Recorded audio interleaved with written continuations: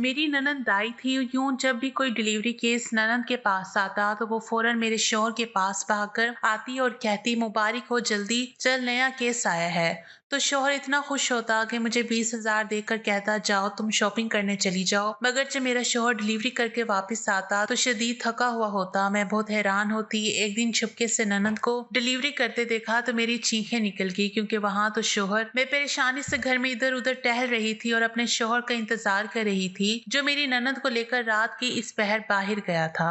मुझे परेशानी हो रही थी कि वो अभी तक घर वापस क्यों नहीं आए, क्योंकि उनको गए 3 घंटे से ज्यादा हो चुके थे। मैं बार बार अपने शौहर को फोन कर रही थी, मगर वो कॉल भी नहीं उठा रहा था। घबराहट के मारे मेरे पसीने छूट रहे थे, क्योंकि मैं घर में अकेली थी और मैं आज तक कभी अकेली नहीं रही थी। मेरे यहाँ पर नई शादी हुई थी। मेरी ननद के अलावा यहाँ पर और कोई भी नहीं रहता था, क्योंकि मेरी सास ससुर मेरी शादी से पहले ही वफात पा गए थे और उनकी 2 ही औलाद थी, एक मेरी ननद और एक मेरा शौहर। मेरी ननद की अभी शादी नहीं हुई थी। मेरी ननद दाई थी और औरतों की डिलीवरी करवाती थी। इसी सिलसिले में मेरा शौहर उसे लेकर गया था, लेकिन अब तक तो उन्हें वापस आ जाना चाहिए था, क्योंकि बहुत वक्त हो गया था। आधा घंटा और गुजर गया। नींद से मेरी आंखें बंद होने लगी। तभी अचानक दरवाजा खुला और मेरा शौहर अंदर आता दिखाई दिया। मैंने चौंक कर उसे देखा, क्योंकि वो तो मेरी ननद के कपड़ों में मलबूस था। मुझे देखकर वो घबरा गया, पूछने लगा कि तुम अभी तक नहीं सोई। मैंने कहा कि मैं आप लोगों का इंतजार कर रही थी, मगर ये तो बताएं कि रामीन कहाँ है और आपने ये उनके कपड़े क्यों पहन रखे हैं। तो मेरा शौहर बात को टालने वाले अंदाज में कहने लगा, वो असल में मेरे कपड़े फट गए थे। तो रामीन तो वैसे भी हर केस के बाद नए कपड़े पहनती है, तो उनके उतारे हुए कपड़े मैंने पहन लिए। सोचा कि रात घर वापस जा रहा हूँ, कौन सा कोई देख लेगा। अपने शौहर की इस वजाहत से मैं मुतमईन हो गई और दोबारा से अपनी ननद के बारे में पूछा कि वो आपके साथ क्यों नहीं आई। तो कहने लगा कि वो थोड़ी देर तक आ जाएंगी। फिलहाल उन्होंने मुझे घर भेज दिया है, तुम आ जाओ कमरे में और आकर सो जाओ। कुछ देर के बाद मेरा शौहर तो लेट गया, लेकिन मुझे नींद नहीं आ रही थी और मैं यही सोच रही थी कि मेरी ननद अभी तक वापस क्यों नहीं आई। मैं खिड़की में जाकर खड़ी हो गई। आधे घंटे के बाद मैंने जो मंजर देखा वो देखकर मुझे बहुत ही ज्यादा हैरानी हुई। एक बड़ी सी गाड़ी हमारे घर के आके आकर रुकी थी। इस गाड़ी में से मेरी ननद को 2 औरतों ने सहारा देकर बाहर निकाला था। मैं अचानक अपनी ननद की हालत देखकर घबरा गई और अपने शौहर को जगाते हुए कहने लगी कि आपकी बहन आई है, लेकिन वो ठीक नहीं है। जब तक हम दोनों बाहर पहुंचे, 2 औरतें रामीन को सहारा देकर घर के अंदर तक लेकर आई थी। मेरा शौहर फौरन आगे बढ़ा और अपनी बहन का हाथ पकड़कर कमरे में ले गया। मुझे कुछ समझ नहीं आ रही थी कि वो तो किसी औरत की डिलीवरी करवाने गई थी और वापसी पर खुद ऐसी नढाल होकर आ गई थी कि उससे एक कदम भी नहीं चला जा रहा था। मैंने अपने शौहर को कहा कि उनको अस्पताल ले चलते हैं, उन्हें क्या हुआ है, लेकिन वो कहने लगा कि फिक्र करने की कोई जरूरत नहीं है, रामीन डिलीवरी करवाने के बाद यूं ही थोड़ी देर के लिए बीमार हो जाती हैं। मैं अभी डॉक्टर को कॉल करता हूँ, आ जाएगा। मैं उसकी बेफिक्री देखकर हैरान हो रही थी कि उसकी बहन की कितनी बुरी हालत है और यह अस्पताल ले जाने के बजाय डॉक्टर का इंतजार कर रहा है और ये परेशान भी नहीं लग रहा, ऐसे जैसे कि ये मामूल की बात हो। मैंने देखा कि वो बाहर जाकर उन दोनों औरतों को कुछ पैसे दे रहा था। वो दोनों शुक्रिया कहते हुए वापस उसी गाड़ी में चली गई। मैंने अपनी ननद की तरफ देखा तो मुझे उससे खौफ आया। उसकी सांसें बुरी तरह से चल रही थी और उसकी हालत बहुत ही ज्यादा खराब थी, लेकिन मेरा शौहर इत्मीनान से बैठा डॉक्टर के आने का इंतजार कर रहा था। डॉक्टर के आते कहने लगा कि तुम जरा कमरे से बाहर चली जाओ, डॉक्टर साहब को देखने दो। मैं और मेरा शौहर कमरे से बाहर आ गए। थोड़ी देर के बाद डॉक्टर भी चला गया। मेरे शौहर ने मुझे अपनी ननद के कमरे में जाने से मना कर दिया, हालांकि मैंने बहुत कहा कि उनकी तबीयत ठीक नहीं है, मुझे उनके साथ सोने दो, हो सकता है उन्हें किसी चीज की जरूरत पड़ जाए। मगर वो कहने लगा कि नहीं, रामीन को अकेले सोना पसंद है और फिक्र ना करो, सुबह तक वो बिल्कुल ठीक हो जाएंगी। उसकी सच मेरी नंद वाकई सुबह तक बिल्कुल हट्टी कट्टी और सेहतमंद नजर आ रही थी। हालांकि रात को तो उसकी हालत यूं थी कि जैसे वो मरने ही वाली हो। अगरचे मुझे यहाँ पर शादी करके आए हुए सिर्फ 1 महीना ही हुआ था, मगर फिर भी मुझे अपनी ननद और शौहर की हरकतें कभी कभी बहुत मशकूक और अजीबो गरीब लगती थी। मेरी शादी चूंकि अनजान और गैरों में हुई थी, इसलिए मैं उन लोगों को इतने अच्छे से नहीं जानती थी। मैं अपने वालिदैन की छोटी बेटी हूँ। मेरी बड़ी बहन शादी के बाद दोबारा से 2 बच्चों के साथ वापस माँ बाप की दहलीज पर आ गई थी, क्योंकि उसका शौहर और सास उस पर बहुत जुल्म करते थे। मेरी बड़ी बहन की परेशानी की वजह से हर वक्त घर में 100 का ही समा होता था और ऐसे सूरत हाल में मेरे लिए कोई मुनासिब रिश्ता भी नहीं मिल रहा था। मेरे अम्मा और अब्बा मेरे रिश्ते के सिलसिले में बहुत परेशान थे और कई जगह पर बात बनते बनते बिगड़ गई थी। किसी रिश्ते वाले ने एक ऐसे रिश्ते का बताया कि उनका इकलौता बेटा था और सिर्फ एक ननद थी और लोग भी अच्छे खाते पीते थे। तो मेरे माँ बाप ने सोचने और फैसला करने में ज्यादा देर नहीं लगाई और मामूली से छानबीन के बाद मेरा रिश्ता तय कर दिया। मुझे माँ ने बताया था कि तुम्हारी ननद एक ताई है और लड़का एक अच्छी कंपनी में मैनेजर के तौर पर काम कर रहा है। मैं अपने माँ बाप के फैसले पर क्या इतराज कर सकती थी,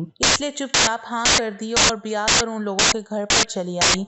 जिस रोज मेरी शादी थी उस रोज अचानक मेरी ननद को इमरजेंसी कॉल आई तो मेरा शौहर मुझे यूं ही स्टेज पर छोड़कर अपनी बहन के साथ चला गया। उसने मुझे कहा था कि जब भी मेरी बहन को केस के सिलसिले में कॉल आती है तो हमेशा मैं ही उसे लेकर जाता हूँ। उस वक्त तो मैं बहुत थकी हुई थी इसलिए सो गई और मुझे पता नहीं चल सका कि मेरे बाद सोने के यहाँ पर क्या कुछ होता रहा। लेकिन आज 1 महीने बाद मेरी ननद को जब दोबारा इमरजेंसी केस के लिए कॉल आई तो ये सब मामलात मेरी नजर में आ गई। जब भी मेरी ननद कोई डिलीवरी करवा के आती तो उसकी तबीयत खराब हो जाती थी। इसका मतलब तो यही था कि मेरी शादी वाले रोज भी उसकी तबीयत तो खराब हो गई होगी, मगर मुझे पता नहीं चल सका था और आज इत्तेफाक से मालूम हो गया क्योंकि मैं जाग रही थी। मेरी ननद मुझे कहने लगी कि असल में ये डिलीवरी वाला काम बहुत ही ज्यादा मेहनत वाला है और अब चूंकि मेरी उम्र भी हो गई है तो इसलिए मेरी खुद की तबीयत खराब हो जाती है। तो जिनके घर में ये काम करने जाती हूँ अपनी मुलाजमा के साथ मुझे घर वापस भिजवा देते हैं। मैंने पूछा तो फिर आप अपने भाई के साथ ही क्यों नहीं आ जाती वापस?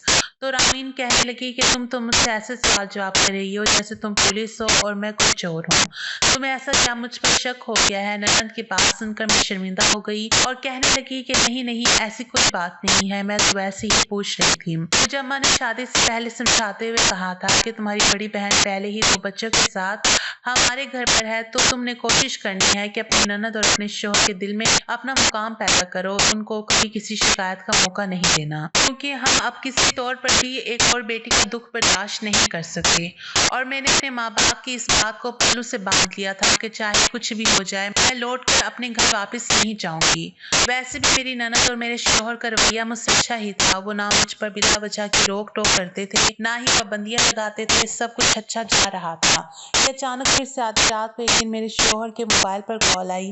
वो फौरन उठ गया और कहने लगा कि इमरजेंसी केस है, मुझे रामीन को साथ लेकर जाना होगा। वो अपनी बहन के कमरे की तरफ बढ़ गया। थोड़ी देर के बाद वो दोनों घर से बाहर चले गए और मैं सोचती गई कि आखिर ये इमरजेंसी केस रात के वक्त ही क्यों आता है। ये तीसरी बार था कि उन्हें इमरजेंसी केस की कॉल रात के वक्त ही आई थी, वरना दिन के वक्त तो आज तक मैंने उन्हें कहीं नहीं जाते देखा था। जाते वक्त मेरे शौहर ने मुझे ताकीद की थी कि मैं उसके इंतजार में ना जागती रहूं, क्योंकि हो सकता है कि देर हो जाए, लेकिन मैं एक वफादार बीवी की तरह उसका इंतजार कर रही थी कि वो खैर खैरियत से घर लौट आए तभी मैं सोने के लिए कमरे में जाऊं। तकरीबन 4 घंटे गुजर गए और सुबह की सफेदी नमूदार होने में कुछ ही देर बाकी थी। फिर से वही मामला पेश हो गया। अपने शौहर को मैंने अकेले ही आते देखा और उसने आज फिर से रामीन के कपड़े पहन रखे थे। मुझे ये बात बहुत अजीब लगी कि चलो उस दिन तो मान लिया कि उसके कपड़े फट गए होंगे तो ये अपनी बहन के कपड़े पहनकर घर वापस आ गया, लेकिन आज भी वही हुआ। वो मुझे देखकर कुछ गुस्से से कहने लगा, मैंने तुम्हें कहा था कि तुम सो जाओ, तुम क्यों जाग रही हो? मैं उससे उन कपड़ों के बारे में पूछना ही चाहती थी कि उसके गुस्से की वजह से खामोश हो गई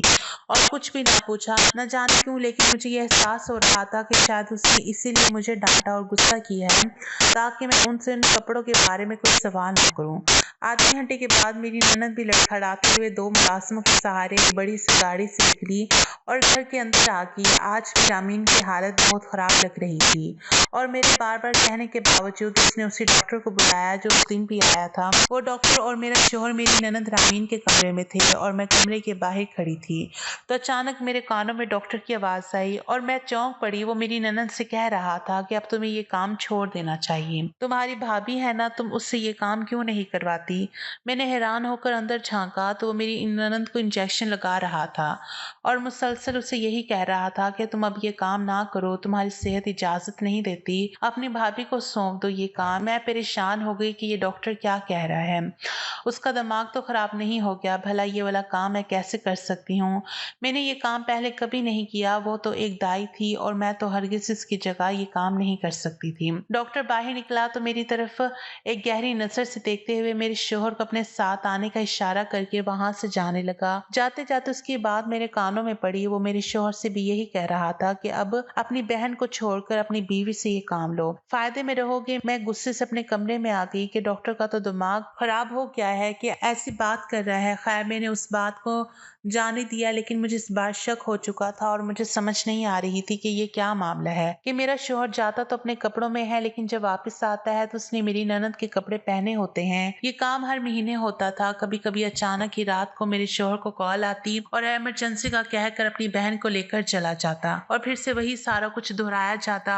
लेकिन अब तो मुझे शक हो चुका था कि 4 महीने गुजर चुके थे और मुझे अभी तक इससे ज्यादा कुछ नहीं पता चला था। वो दोनों ही केस के सिलसिले में जाते हैं, मगर कहाँ पर जाते हैं और क्या करने चाहते हैं मुझे ना तो उन्होंने कभी बताने की जरूरत महसूस की थी और ना ही मैंने पूछा था। लेकिन अब दिन ब दिन मुझे भी तजस्सुस हो रहा था और मुझे ना जाने क्यों ऐसा लग रहा था कि मामला कोई और ही है। एक बार तो ननद की तबीयत कुछ ज्यादा ही खराब हो गई और मुझे तो उसकी इस हालत पर देखकर खौफ आने लगा। ऐसा लगा कि जैसे बस अब उसका आखिरी वक्त करीब ही है। फौरन से वही डॉक्टर भागा हुआ चला आया और उसको इंजेक्शन लगाया और डांटते हुए बोला कि मैंने तुम्हें कहा है ना कि अब अपनी भाभी से ये काम करवाओ, खुद छोड़ तो तुम सुनती क्यों नहीं हो। इस बीमारी में भी मेरी ननद ने उसका हाथ पकड़कर आंखों के इशारे से उससे मना कर दिया, जैसे उसे कुछ बताने से मना कर रही हो। मैं ये देख कर उलझन और परेशानी में पड़ गई कि क्या बात है, ये सब मिलकर मुझसे क्या छुपा रहे हैं। मेरे शौहर ने डॉक्टर से सरगोशी में कहा कि अभी उसे ये सब बताने का सही मौका नहीं है, तो मेरी बीवी के सामने बार बार ये बातें करके उसे शक में मुब्तला मत करो। अगरचे उसने ये बड़ी ही आहिस्ता आवाज में कहा था, मगर मेरे कान तो मुसलसल उनकी तरफ ही लगे होते थे, इसलिए मैंने ये सुन लिया था। डॉक्टर के जाने के बाद मेरा शौहर अमीन के कमरे में ही था। मैं थोड़ी देर बाद बुलाने आई तो मेरी ननद की आवाज मुझे सुनाई दी। वो कहने लगी कि भाई मेरा ख्याल है डॉक्टर ठीक ही कह रहा है कि अब वक्त आ गया है कि उससे ये सब कुछ करवाने का। ये सब सुनकर मैं परेशान हो गई कि भला मैं दाई का काम कैसे कर सकती हूँ, और ये काम तो मेरी ननद को भी करने की हरगिज जरूरत नहीं थी, क्योंकि मेरा शौहर अच्छा खासा कमाता था। तो मेरा नहीं ख्याल कि सिर्फ पैसों के लिए मेरी ननद को ये काम नहीं करना चाहिए। अब ये उस डॉक्टर ने नई बात उनके जहन में डाल दी थी कि वो अपना काम मुझे सिखा दें, और मेरी ननद भी उसकी हम ख्याल हो गई थी। मैं दुआ करने लगी कि कहीं मेरा शौहर भी उन दोनों के कहने में ना आ जाए। अब तो हर जगह ये काम डॉक्टर्स ही करते थे, तो मुझे ये काम सिखाने का उससे कोई फायदा ना होता। मैंने सोच लिया कि जब मेरा शौहर मुझसे ये बात करेगा तो मैं उसको साफ साफ मना कर दूंगी। कुछ दिनों बाद ही मुझे मेरी बहन की कॉल आई। वो कहने लगी कि मेरी छोटी बेटी की तबीयत ठीक नहीं है, तुम मेरे साथ उसको अस्पताल लेकर चलो। मैं शौहर से इजाज़त लेकर मायके आ गई और अपनी बहन के साथ एक गवर्नमेंट अस्पताल में चली आई। भांजी को डॉक्टर से चेकअप करवाने के बाद जैसे ही हम दवाइयाँ लेने स्टोर पर आए तो मैं चौंक गई। मुझे जैसे अपनी आंखों पर यकीन ही नहीं आया। मेडिकल स्टोर जो आदमी दवाइयाँ दे रहा था वो तो वही था जो डॉक्टर बनकर हमारे घर आता था और मेरी ननद को इंजेक्शन लगाता था। ये यहाँ पर क्या कर रहा है? ये तो डॉक्टर था, और अगर ये डॉक्टर नहीं था तो फिर इसका मतलब तो साफ साफ यही हुआ कि ये हम लोगों को धोखा दे रहा था। ये सब कुछ ठीक नहीं था। मैंने सोचा कि मुझे इसके बारे में मालूम करना चाहिए। मैं बिल बनाने वाले आदमी के पास आई और उसी आदमी की तरफ इशारा करके पूछा कि ये यहाँ आपके पास कब से काम कर रहा है? ये तो डॉक्टर है ना, तो इसका यहाँ पर क्या काम? वो आदमी कहने लगा, मैडम ये आपको कहाँ से डॉक्टर नजर आ रहा है? हाँ, कुछ अरसा उसने कंपाउंडर के तौर पर काम किया है, मगर अब काफी अरसे से ये हमारे यहाँ पर ही नौकरी कर रहा है। ये सब सुनकर मैं परेशान हो गई। एक बात तो साफ हो गई कि ये डॉक्टर के रूप में हम सबको धोखा दे रहा था। मैं अपने घर आ गई और सोचा कि मुझे अपने शौहर से बात करके उसकी असलियत बता देनी चाहिए। मैंने सोचा कि रात के वक्त जब वो काम से आएगा तो मैं उसे सब सच बता दूंगी, मगर वो तो घर पर ही मौजूद था। मैं उसे देखकर हैरान हैरान हुई। थोड़ी देर पहले मैंने जब उसे कॉल करके अपनी बहन के साथ डॉक्टर के यहाँ चलने को कहा था तो उसने मुझे जरूरी काम का कहकर टाल दिया था। और अब वो घर पर क्या कर रहा था? रामीन ने बताया कि असल में मुझे एक इमरजेंसी के सिलसिले में जाना था, तो इसीलिए मैंने उसे कॉल करके बुला लिया। मेरा शोहर कहने लगा कि रामीन, मेरा नहीं ख्याल कि आपको जाना चाहिए। मैं अपनी बीवी को लेकर जाऊंगा और उसे सारा काम समझाऊंगा। आखिर हम इसलिए तो आए हैं। मैं परेशान हो गई और मैंने कहा कि आप कैसी बातें कर रहे हैं? मैं दाई तो नहीं हूँ जो बच्चे पैदा करवाऊं। आप रामीन को ही लेकर जाएं। वो कहने लगा कि आज तुम्हें इस रात से भी आगाही मिल जाएगी कि मेरी बहन क्या काम करती है। एक बात तो जान लो कि जिस काम के बारे में हमने तुम्हें बताया था रामीन वो काम तो नहीं करती। रामीन का काम कुछ अलग सा है और इस काम के हमें ढेरों पैसे मिलते हैं, तो इसलिए अब हम रामीन की शादी कर देंगे तो तुम्हें रामीन का ये काम संभालना होगा। मैं डर गई। हरगिज भी मैं इसके साथ बाहर नहीं जाना चाहती थी, मगर वो मुझे अपने साथ लेकर एक अजीब सी जगह पर आ गया। मैं मुसलसल उससे पूछ रही थी कि वो मुझे कुछ तो बता दे, लेकिन वो कहने लगा कि मैं किसी का इंतजार कर रहा हूँ, उसे आने दो। थोड़ी देर बाद एक अच्छा खासा अमीर नजर आने वाला शख्स वहाँ आ गया। उसके हाथ में एक ब्रीफ केस था। जब उसने हम दोनों के सामने खोला तो मेरी आंखें फटी की फटी रह गई। उसमें तो बहुत सारे पैसे थे और किसी की तस्वीर भी थी। मेरे शोहर को कहने लगा कि गाड़ी और मुलाजमाएं यहीं पर मौजूद हैं, जब काम कर लो तो उनको साथ ले जाना और फिर वापस भेज देना। ये सब क्या हो रहा था? मैं तो चकरा कर ही रह गई। वो चला गया तो मेरा शोहर मुझे लिए उस खंडर नुमा इमारत में ले गया। मेरा दिल बुरी तरह से लरस रहा था कि आखिर ये करना क्या चाह रहा है। थोड़ी देर के बाद मेरी ननद भी वहीं पर आ गई। मेरा शोहर उससे कहने लगा कि रामीन, मैं जा रहा हूँ, अब काम आपका है कि उसे कैसे ट्रेनिंग देकर इस काम के लिए तैयार करना है। मुझे अभी भी समझ नहीं आ रहा था कि इस काम की नोयत क्या है। मेरी ननद उससे कहने लगी, नहीं, आज ये काम मुझे करना होगा क्योंकि ये काम बहुत अहम है। तुम इसे फिलहाल वापस ले जाओ, मैं अपना काम पूरा करके घर आ जाऊंगी। मेरा शोहर मुझे कहने लगा कि तुम ऐसा करो कि घर वापस चली जाओ, मैं इधर रामीन के पास ही रुकूंगा। हो सकता है इसे मेरी किसी मदद की जरूरत पड़ जाए। मैं तो वहां से जान छुड़ाकर भाग गई और रास्ते में सोचने लगी कि आखिर वो दोनों ऐसा क्या खास काम कर रहे हैं कि उसके लिए इन्हें इतने सारे पैसे दिए जा रहे हैं। मुझे शुरू दिन से उनका ये काम बहुत मशकूक लग रहा था और मैं हरगिज भी से ऐसे किसी काम का हिस्सा नहीं बन सकती थी। अभी मैं रास्ते में ही थी कि अचानक मुझे ख्याल आया कि मुझे वहां पर जाकर देखना तो चाहिए कि वो दोनों वहां क्या कर रहे हैं, मुझे उन्होंने क्यों भेज दिया। मैंने रिक्शे वाले को वापस मुड़ने को कहा और उस जगह से थोड़ी दूर ही उतर गई और पैदल चोरी चोरी वहां पर जाने लगी। मैंने वहां पर कुछ आग जलती हुई देखी तो मैं घबरा गई कि कहीं उन दोनों को कुछ हो ना गया हो, लेकिन जैसे ही मैंने कदम आगे बढ़ाए तो खौफ के मारे मेरे कदमों से जान ही निकल गई। मैंने सोचा भी नहीं था कि ये दोनों इस हद तक चले जाएंगे। मुझे सब समझ आ गई थी कि इनका क्या काम है और आखिर इतना पैसा इनको मिल क्यों रहा है। मैं वहीं से चोरी छुपे उनको देखने लगी। मेरी नंद ने अपने गिर्द एक बड़ा सा दायरा खींच रखा था जिसमें वो बैठी आंखें बंद किए मुसलसल मुंह ही मुंह में कुछ पढ़ रही थी और मेरा शोर खड़ा मुसलसल उस आग को बढ़ाते जा रहा था। मेरी ननद ने अपने आगे कुछ पुतले भी रखे हुए थे और वो उनमें सुइयां भी चबो रही थी। इतना तो मुझे साफ साफ नजर आ रहा था कि वो जादू टोनने का काम कर रही थी। 3-4 घंटे मुसलसल अमल करने के बाद वो वहां से उठ गई और उस गाड़ी में चली गई जो वहां से कुछ दूर खड़ी थी। थोड़ी देर के बाद मेरी ननद बाहर निकली तो उसने कपड़े बदले हुए थे। अपने पहने हुए कपड़े उसने उतार कर मेरे शोहर की तरफ बढ़ा दिए और उसको कहा कि ये कपड़े तुम बदल कर घर वापस चले जाओ, मैं कुछ देर के बाद आ जाऊंगी। उसकी हालत बहुत खराब हो रही थी। 2 मुलाजमाएं सहारा देकर गाड़ी के अंदर लेकर चली गई। मेरा शोहर अपनी बहन के कपड़े पहनकर घर की जानिब रवाना हो गया, मगर मैं अपनी ननद के पीछे ही रहना चाहती थी ताकि देख सकूं कि इतनी देर में ये यहाँ पर क्या करती है। मेरे शोहर के जाने के कुछ देर बाद वही आदमी आया जो थोड़ी देर पहले पैसों का ब्रीफ केस लेकर आया था। उसके आते ही मेरी ननद ने उसे कुछ तावीज वगैरह दिए और उसको समझाने लगी कि ये कैसे इस्तेमाल करने हैं। उसकी सांस बुरी तरह से खराब हो रही थी।